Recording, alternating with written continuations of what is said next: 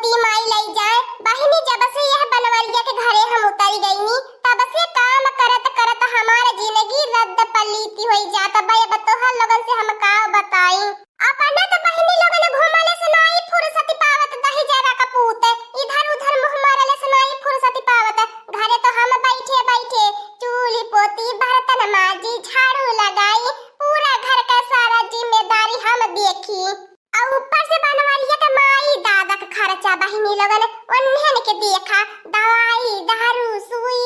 हे बहिनी कदम से जिंदगी रद्द भइली बा हमार झंडा होई गइली बा। का करे बहिनी लोगन एको मिनट आराम फुर्सत नहीं करे के मिलत।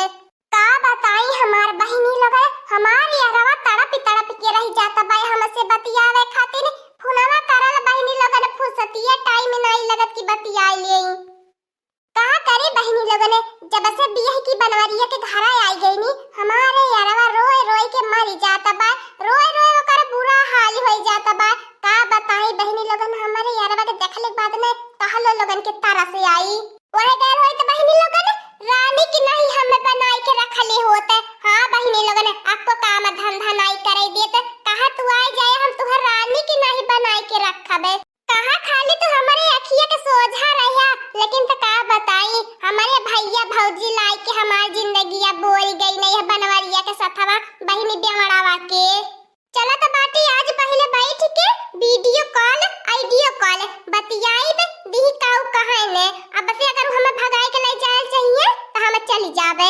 हम तो अपन सारा जिंदगिया नहीं बर्बाद कर सकी थी दही जरा के पीछे। हेलो हां कैसे बाटा हो।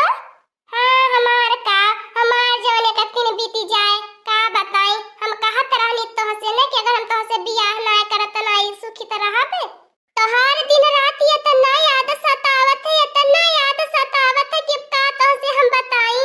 तोहार हंसब तोहार बोलब हमें भुलाता नहीं बा। हम चाहे दूसरे के चली जाए चाहे तीसरे के चली जाए जितना प्यार हम तो हसे कुंवारे पे कैले रहनी है बहन उतना प्यार करत बाटी। का कैसे अब छोड़ी बियाहन के तनो नहीं बा लेकिन तू कहत बाटा तोहरे वजह से छोड़ देबे। ठीक है बाय हमारे घर के पिछुआरवा गाड़िया लेके आवा हम बिये गो पैक कई के अन्नी करत बाटी इतनी बेर हमरे घर के हो नहीं बाय। बियाहन के गोली मारत है जरा कपूत जब हमारे आपको पैसा की इज्जत कदर नहीं करे हम काहे करे आपको पैसा की इज्जत कदर करी। का रखबा फूलवा तहवे तैयार होई के आई। चला तो बाटी बहनी लोगन अब अपने आरवा के साथे सहारे देखा हमार दीदी बहनी लोगन तहन लोगन देखा तो बाटा लेकिन तीने बताया कहां गईली। हां बहनी लोगन जानू नहीं लोग पाई कहां गई मोटकनवा जल्दी जल्दी निकल ले नहीं तब लाल की देख नहीं आ जाइए भतार काटी सूंघत तब तो हमार कुल पोलावे खुली जाई। मोटकनवा ए मोटकनवा तनी एक गिलासा पानी लिया बहुत प्यास लागल बा गर्मी महीना में। जब लिख हमार मोटकनवा पानी लेके आई तब लिख बैठ के थोड़ी सुताई ली।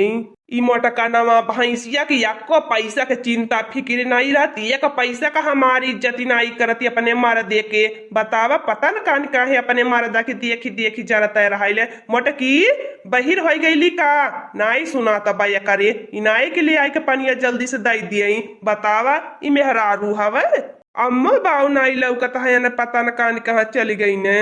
अब न टंकी पे बर्तन माजे के धई के मोटकनवा का निकाव करते बा भीतर आई के लागत बा सुतुती गइल का।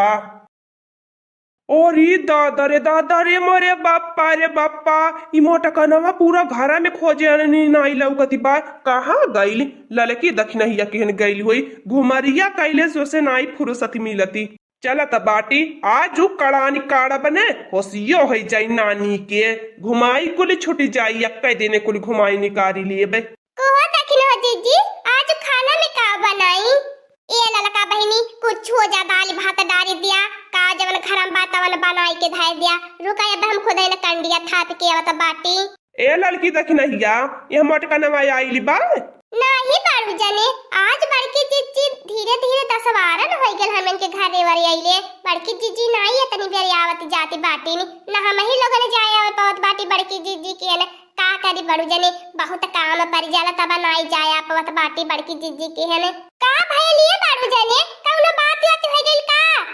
बड़की जीजी तो नहीं इधर देखार परनी है नहीं तो बड़ू जने कबल झूठ बोले वाली बात रहती। बड़की जीजी आई लातिन तुरंत बताई दे कौनो जीजी में। नाही रे लड़की देखी नहिया पता न कारी का हम मोटकनवा चल गई घर है नहीं है हम बाजारे से नहीं मोटकनवा चिल्ला चिल्ला था हमार गटाई सूखी गई लेकिन मोटकनवा देखा नहीं दियती बा तो हम ही सोची तो दोनों उनके घर आयल हुई का पता अपन जिया अनुमान करे। नहीं नहीं बड़ू जने ना आई है बड़की जीजी। अरे हमारे दादा रे दादा, अरे हमारे बापा रे बापा, अरे हमारे मैया रे मैया, ये कहाँ छोड़ के चली गई हमारे मोटकनवा। आय हो मोरे मैया हो। जा बाड़ू जाने तू जवन बाटा मेहरा रोन की नहीं रोवत बाटा कहाँ मने बड़की जीजी चली गई है यही होई है कब तक केहू के घरे उठली बैठली हमार बड़की जीजी देखला सबके घर नहीं तो नात रिश्तेदारी में फोन कई के पता कैला का अपने पता माई के हन गई हुए। हाँ बाड़ू जाने और कहाँ जा सकनी बड़की जीजी का पता उनका जियारा कौन लोग हम लाल हो अपने मैया के हन चली गई हुए नहीं तो अपने मौसी बुआ के हन गई हुई फोन कई के पता कर लिया तू जवन बाटा बाड़ू जाने रोवाले काम चली। अरे लड़की देखी नहीं कुल जगह फोनवा कई के हम पतावा कहनवनी कहीं नहीं मोटकनवा पाए हमारे। अरे दादा रे दादा हम तो बड़ा आस लगाई के अल्लाह का पता तन्हेन के न होए हूँ नहीं बाय।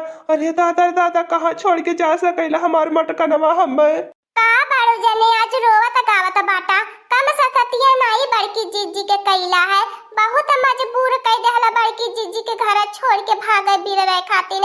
हाँ बाड़ू जने अगर ऐसे मानत जानत रहल होता तो बड़की जीजी के आज घर छोड़ के नहीं जाए के परत। और ये लड़का बहिनी कहीं बड़की जीजी चाहे के कहीं मरी मुरात नहीं गईनी ट्रेन की पटरी ओटरी के नीचे कट के मर त नहीं गईनी। अरे लड़की देखी नहीं तन्ने से तनी पटती रही तन्न से नहीं कुछ बताए कि गई मोटकनवा कहाँ गई कहाँ जाए के हम खोजी अपने मोटकनवा के। अरे दादा करे बनवरिया यह का करत है बैठ के मोटकनवा भैंसिया कहाँ गईली टंकिया पे बर्तन छोड़ के माजे खातिर आ काम कैलम त बड़ी जंगर चोर बाय कहाँ गईले लड़की देखनैया आ तने अपने घर में भीतर वाले बाटा निकारा कहाँ चले बर्तन उतन माजे।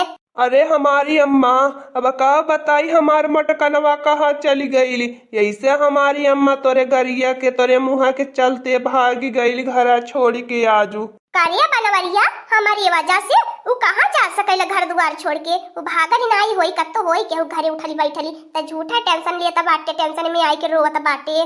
रोई रोई आंख दीदा खोवा जाने नी रहू दूसर में हरा रुवाई रोवा जाने नी रहू। हाँ बाड़ू जाने चिंता का करत है बड़की जीजी गईनी त दूसर बियाह करा दूसर में हरा रो लियावा अब का रोई रोई आंख दीदा खोवा जाने नी रहू दूसर में हरा रुवाई रोवा जाने नी रहू। अरे लड़की देखी नैया कैसे ही हमें अपन फाटल करे जवासी हम कैसे अपने मोटकनवा के बिसराब हमें अपन मोटकनवा चाहिए हमें दूसरे तीसरे मेहरारू नहीं चाहिए। हे बाड़ू जने आज ज्यादा नौटंकी ने लगावा समझाना बड़की जीजी रहनी है तब तो दूसरे तीसरे मेहरारू तकले झकले में बहुत परेशान रहला उहे कुल देख के बड़की जीजी परेशान होई के चली गई हुई है और का तो ऐसे थोड़ी न गई हुई है। लेकिन ये हमार दखिन हो जीजी बड़की जीजी जब अपने बुआ मौसी के नहीं गईनी नैहरे नहीं गईनी नात रिश्तेदार में नहीं गईनी तो बड़की जीजी कहाँ गईनी। हमें तो दाल में काला लागत बाय हमें तो लागत बड़की जीजी कोनो कांड कई के भगनी है। ए बाड़ू जाने घर में चेक कैला बड़की जीजी के कपड़वा गहनवा गुड़िया देखा कुछ बा कोनो जेवर ओवर कोनो चीज तो बचल है होई अगर हमार बड़की जीजी देखा मारे के भागल हुई है तई कुली लाई के नाई जाई है अगर जल हमार बड़की जीजी का तो फरार भइल हुई है ती कुली लाई के गई हुई है।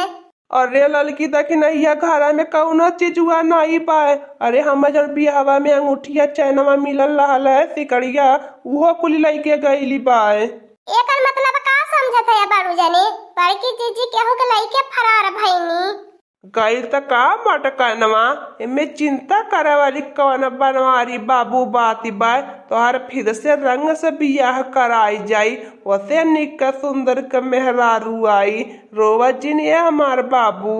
बाड़ू जान के फिर से बियाह होई 3-4 दिन खबा बूढ़ा के घरे खाए के मिली।